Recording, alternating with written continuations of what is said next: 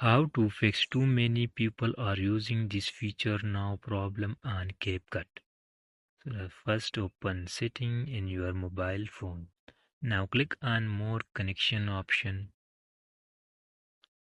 Now click on private DNS. So turn off this option and tap on save. Now go back and long press on your Capcut. Click on app info. Now click on storage and cache and first clear cache. Now go back. Now open any VPN and connect your VPN.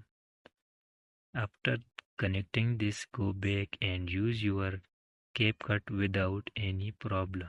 Thanks for watching.